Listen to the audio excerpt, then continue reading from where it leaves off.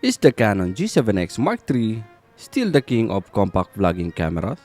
Or can the older but large sensor G1X Mark II still compete in 2026? Today we're doing a real-world comparison.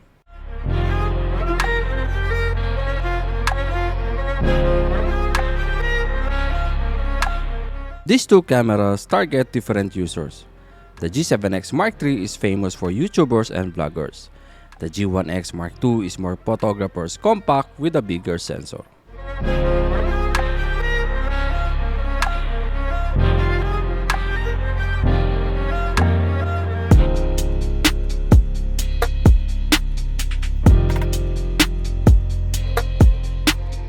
For the design and handling, in terms of design, both of cameras have tilting screen, so framing yourself is possible on both. But on the real difference is in the size, weight, and shooting feel.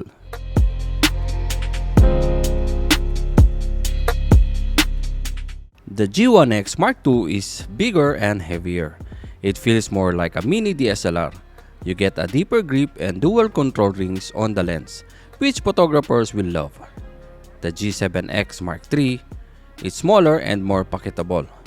It's built for portability and quick shooting, great for travel and daily vlogs.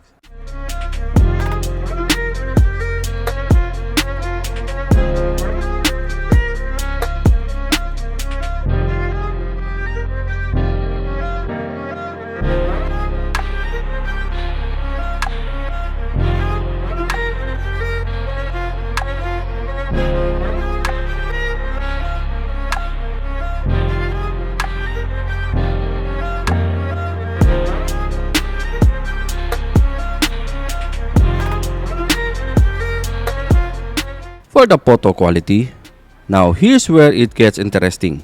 The G1X Mark II actually has a larger sensor, which is 1.5-inch sensor.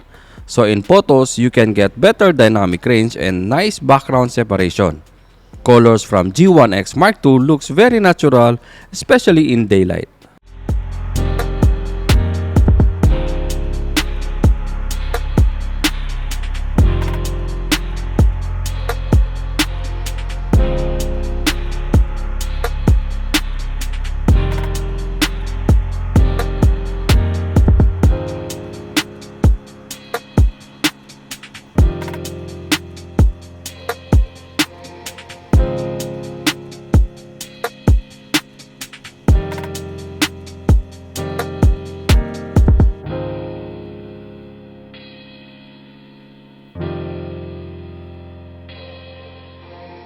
For video performance, the G7X Mark III dominates. You get 4K video, better autofocus, and cleaner output.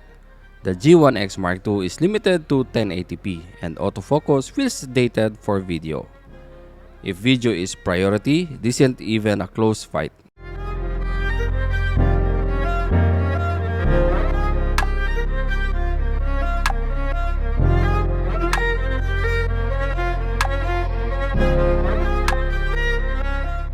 For vlogging features, for creators, the G7X Mark III has a 3 killer features: flip screen, mic input, and USB charging.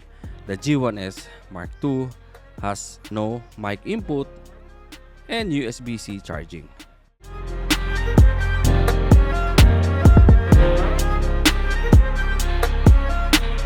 For the daily use, the G7X Mark III is easier for modern use.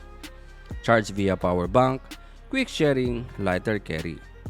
The G1X Mark II feels more like a traditional camera experience.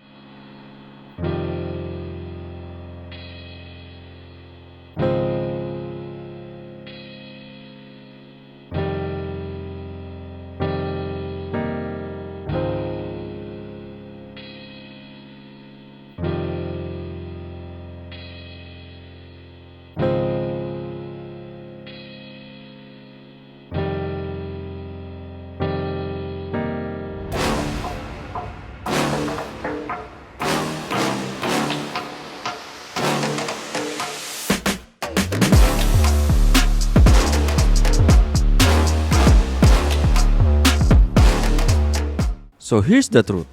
If you are a vlogger or content creator, the G7X Mark III is the clear winner. If you are a photography lover who wants a compact camera with a great image quality, the G1X Mark II still has a charm.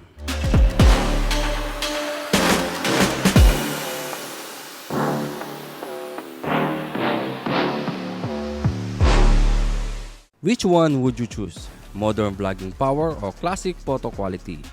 Comment below. Don't forget to like and subscribe for more real-world gear reviews.